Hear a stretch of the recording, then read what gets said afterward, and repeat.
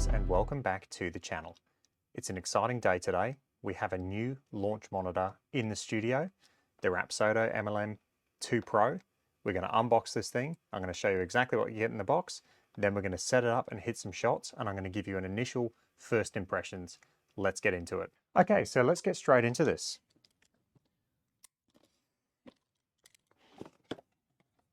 All right, and straight away you are greeted by the Rapsodo in a nice travel case. And then you've also got your RPT balls. So these are the key to this whole system. All right, let's pop that to the side and let's unzip and check out for the first time the Rapsodo MLM2 Pro. Very nice. Inside here you get a power cable. It's nice that it's a USB-C cable. I like to see the USB-C being used. I have a Pixel phone. I use USB-C pretty much throughout my house. The Garmin R10 has a micro USB, which is a bit of an older tech. It's a bit annoying. I don't know, that's a pretty naff thing to say, but it is just an extra cable that's just annoying. It's nice to see USB-C being used. Okay, you also get in the bag your quick start guide and just some device information in there.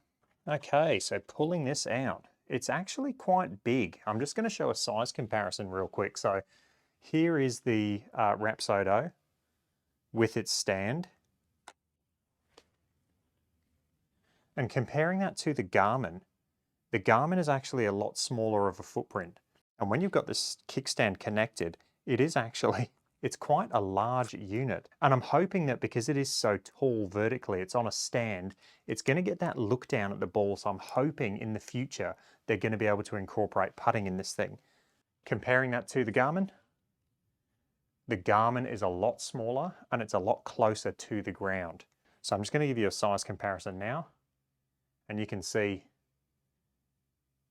the Rapsodo is a lot taller than the Garmin. Okay, let's power this thing up. We'll connect it to the app. I'll show you exactly how to do that, and then we'll hit some shots with it. So I'm back over at my computer now.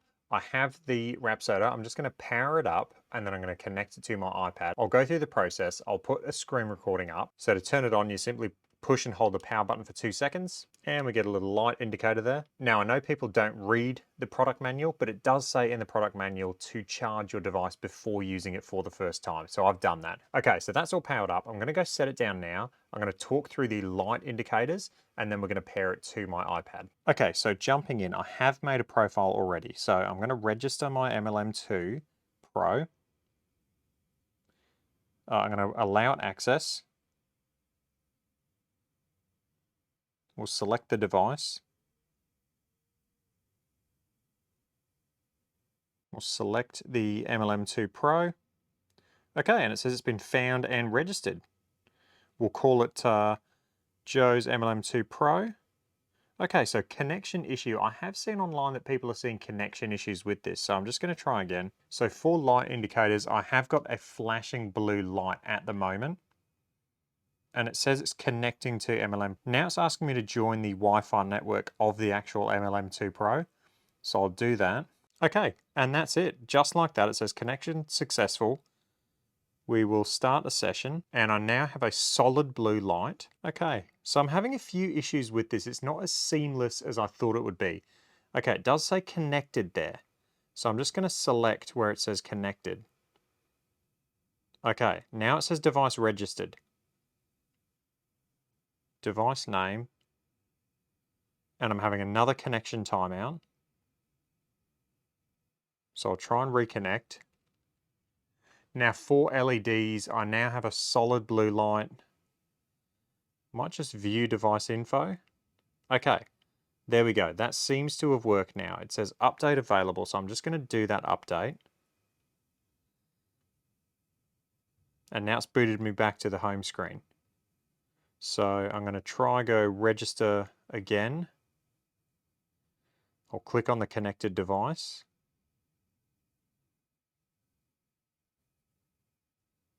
And it seems to be going through the same processes over and over. Okay, and now it's just popped up randomly. So a bit of a weird process there. it seemed to work in the end, but it just took a while and it kept going through like the same loop. So let's just go ahead and click on our enjoy 1 year free. And we will double tap to confirm.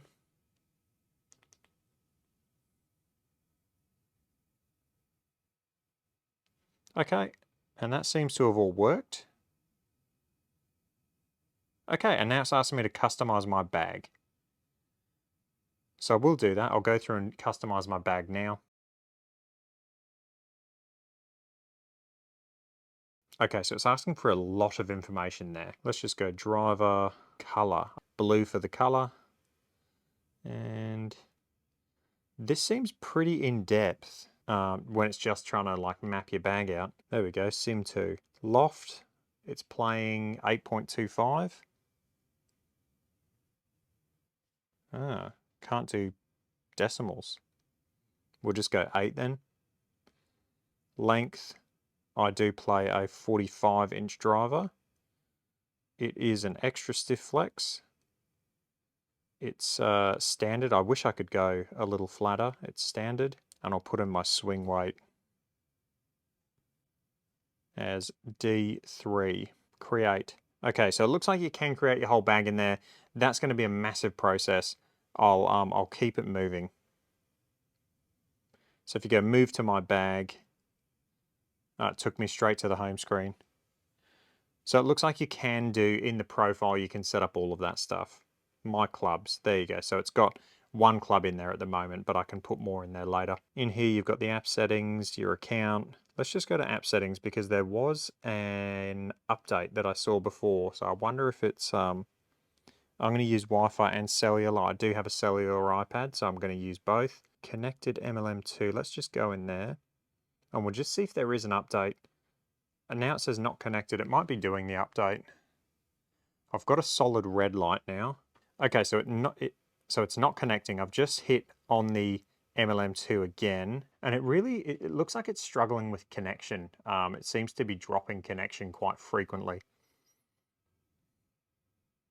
It's just scanning networks now.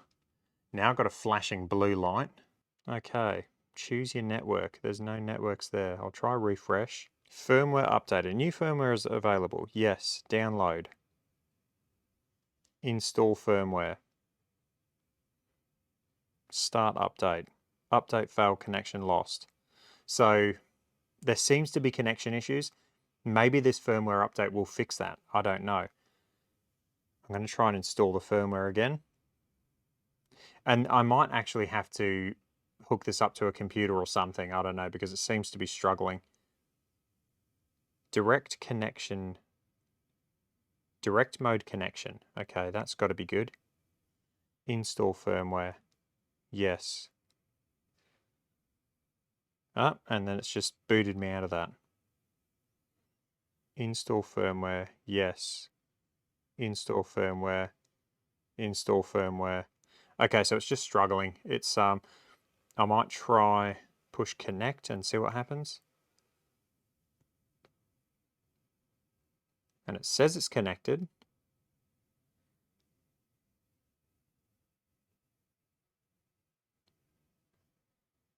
Let's try and install that again. Yes, start update. Update failed, connection lost. Okay, so this is getting quite frustrating. It's not as seamless as I thought it would be or I hoped it would be. So what I'm going to do is I'm going to boot out of the app completely. Look, it's a new product and they haven't worked out all the kinks. However, I feel like if you pay, you know, over $1,000 Australian for a device, $1,100. In the States, I think it's about $700. I kind of feel like this stuff shouldn't happen. Now it says firmware up to date, but then it reverts back to, now it's not connected. Okay. This has been a bit of a nightmare. What I'm going to do is I'm going to end the video there because I think I could just go on indefinitely just doing this. I'm going to try to get to the bottom of this. I'll update the firmware somehow, and then I'll get the next video and we'll hit some shots.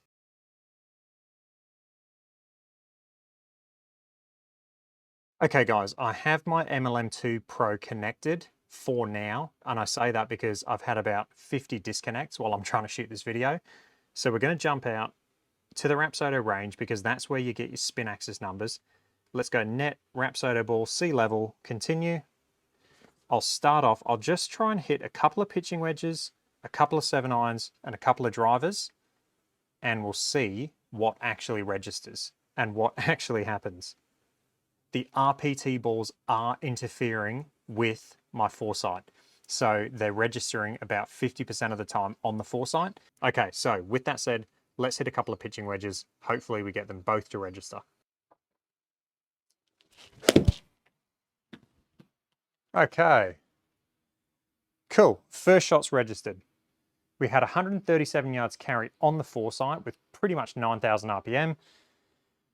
On the Rapsodo, we had 132 yards carry with 89, pretty much 9,000 RPM. So spin rate's perfect. Carry distance, slightly short on the Rapsodo. And what's funny is those numbers look pretty similar, if not identical, to what I was seeing on the Garmin range with the Garmin Golf app. Okay, looking at spin axis, this is the big one. This is the big thing, and this is why people are buying this unit, because it promises accurate shot shape. We had negative 2.7 on the Rapsodo, which is a draw. We had negative 2.7 on the foresight, so identical for shot shape. That's pretty cool. Launch angle is very similar and launch direction is very similar. What I will say is the foresight ball speed is slightly quicker than the Rapsodo ball speed. So that's interesting as well, because we did see that with the Garmin as well. Okay, let's hit another one. Really happy with that first shot.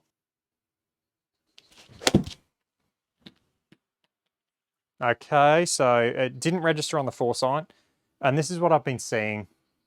The RPT balls, whatever reason, mess with the foresight. In terms of numbers from the Rapsodo though, that looks pretty good. The only thing I'm seeing again is the carry distance is slightly shorter than what I would expect from a pitching wedge. On course, my pitching wedge, 136 yards is my carry distance for my pitching wedge. That's what I know it goes. That being 129, that's coming up short. I can hand on heart say that is short compared to what I see on course. All right, I'm gonna hit one more pitching wedge. Hopefully this registers on both units. Okay, it has registered on the foresight, and it also has registered on the Rapsodo. So we had 136 yards carry on the foresight with 9,200 RPM. We had 131 yards carry on the Rapsodo with 9,100 RPM. Spin axis, negative 1.9 on the Rapsodo, and we had negative 1.9 on the foresight. Shot shape is perfect. Cool. Looking at ball speed again, slower on the Rapsodo, which is potentially why that carry distance is a bit down. We've had our first disconnect. That's 3 shots in. Launch angle looks very similar. Launch direction was a little bit off. So the foresight had that taking off 1.2 degrees left with a slight draw, whereas the Rapsodo had that taken off slightly right with a draw. Let me reconnect this. I'll try and hit a couple of 7-irons, and then you'll see it disconnect again because it does every 4 shots. And then hopefully I can hit some drivers. All right, guys, and this is the biggest issue with this device at the moment, is trying to connect to the thing. I mean, it gets to a point where you have to go through the process so much, it then doesn't work. And so you're just continually turning it off, turning it on, bombing out of the app, disconnecting from Wi-Fi, connecting to Wi-Fi. And it just gets to the point where it almost makes this unit unusable. And honestly, that is what I'm feeling right now. This unit was 1,100 Australian dollars. It's about 700 US dollars. You can't have this happen with this unit. Like, it just, they need to come out with a software patch ASAP to get this thing working. If I didn't have my other units, this would be seriously frustrating. And this thing's just not connecting. I'm gonna have to try and turn off my, I've had to reboot this thing about 50 times. but I'm going to try to do it again. Okay, I'm back connected. Let's get to the Rapsodo range. Try and hit a couple of 7-irons, hit a couple of drivers, and that'll be first impressions done.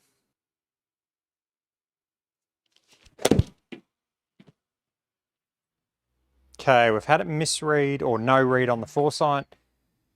It registered on the Rapsodo, so at least that's something. We had 166 yards carry with 6,600 RPM on the Rapsodo. Negative 4.3 was the spin axis. It did feel like a draw.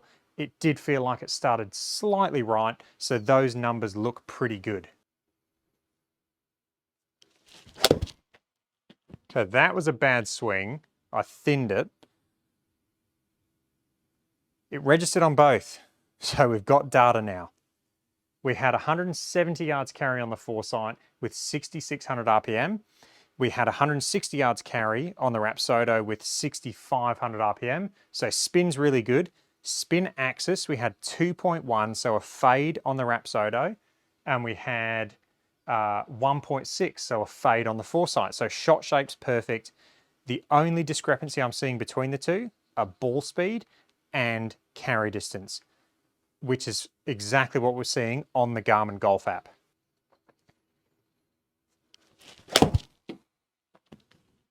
That was a nice swing. Okay, didn't register on the Rapsodo. That looks like a good 7-iron for me. So perfect carry distance, perfect shot shape. That was a really nice swing. I wish that registered on the Rapsodo. Okay, hopefully this time it works. Ah, we've had a disconnect. Okay, guys. All right, guys, that's going to wrap it up for this video. I've spent way too long trying to film this. It's taken days of constant disconnections from this thing. I'm going to wrap this up and say this. When the Rapsodo actually works, it stays connected. The data you get from it is very similar to the foresight in terms of shot shape. It's pretty much identical. It's really good using the RPT golf balls. However, I think this thing is in immediate need of a software update. You can't have a device that comes out at this price point that disconnects this much. Now, I bought this unit with my own money. I bought the Garmin with my own money. I bought the Foresight with my own money. So you are going to get my honest opinion throughout this whole series of videos that I'm about to make.